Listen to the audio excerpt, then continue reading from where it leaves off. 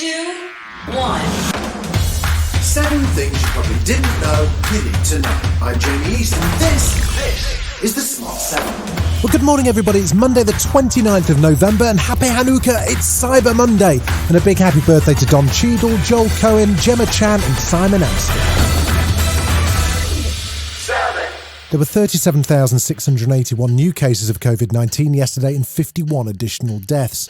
Across the weekend, the world was increasingly focused on the latest twist in the pandemic, the rapid emergence of the new variant labelled Omicron. With 3 cases already detected in the UK, including in Essex and Nottingham, Boris was in the Big Blue briefing room on Saturday night. Our scientists are learning more hour by hour. Omicron can be spread between people who are double vaccinated. Face coverings will be mandatory again on public transport and in shops from Tuesday, and school children aged 7 and over will be asked to wear them in public spaces. As cases of the new variant appear to have originated from South Africa, the red travel list is back in operation, and there are also new restrictions for everyone arriving into Britain. We're not going to stop people travelling, but we will require anyone who enters the UK to take a PCR test by the end of the second day after their arrival, and to self-isolate until they have a negative result. An emergency meeting of the G7 has been called by Britain, and the government's chief scientific advisor, Sir Patrick Vallance, says speed is of the essence. The thing that we need to do is go earlier than you think you want to, harder than you think you want to, and more geographically broad than you think you want to. But of course the specifics of this are different, because this isn't now a widespread variant in the UK. It's one that's coming in, therefore we need to make sure we've got the right measures in place to detect it.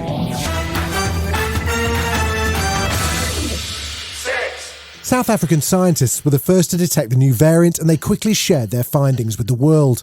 Professor Barry Shube, a South African COVID advisor, says it's startling how quickly the new variant has spread. It isn't spreading very rapidly. 10 days ago, we were about 283 new cases a day.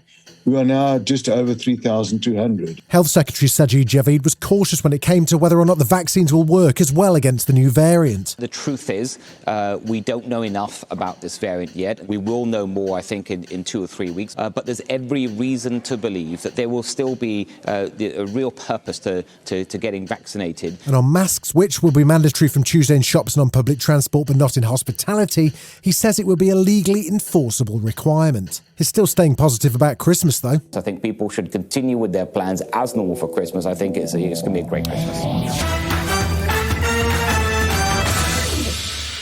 The aftermath of last week's tragedy in the English Channel, which saw 27 migrants lose their lives, continued across the weekend. A diplomatic row between France and the UK meant that Home Secretary Priti Patel was uninvited to a meeting in Calais. The talks were attended by the EU Commission, Germany, Belgium and the Netherlands, but French President Emmanuel Macron is still furious about Boris's letter last week.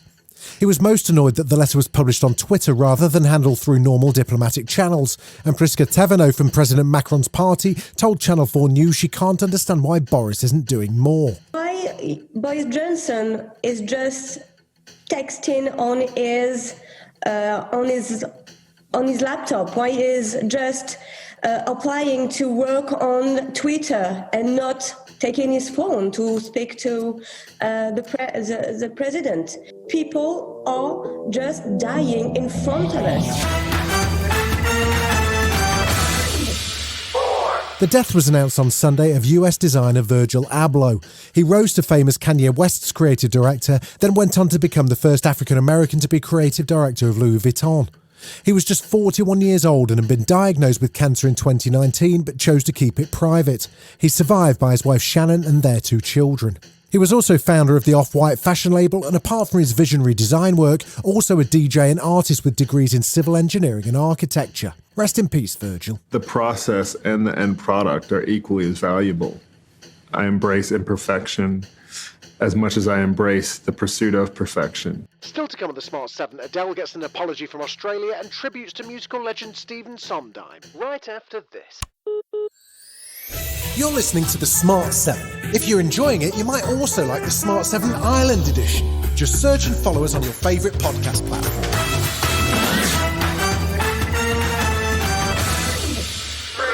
Sunday saw the death of motor racing legend Sir Frank Williams announced. He died aged 79 in hospital.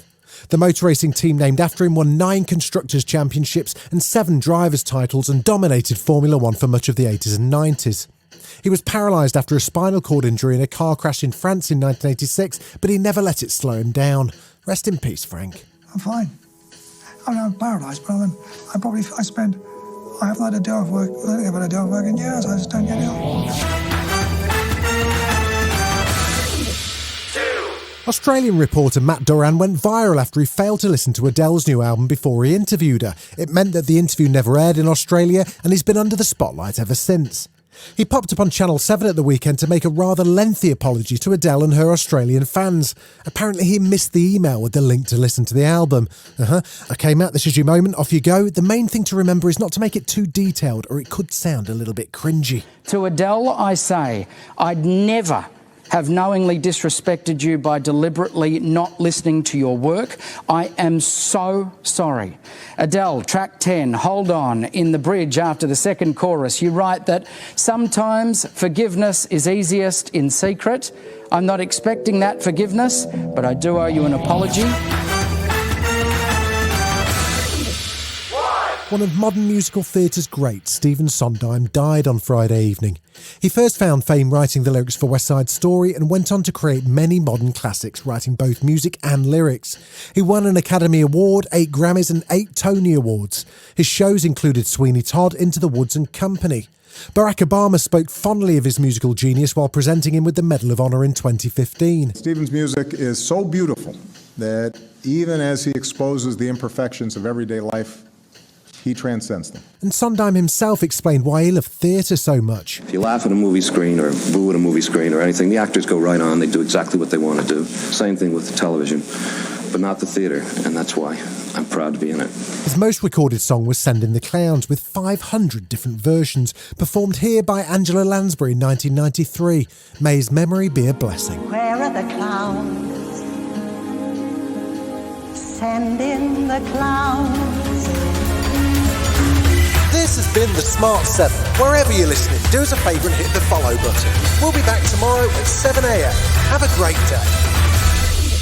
Written, produced and published by Daft Doris.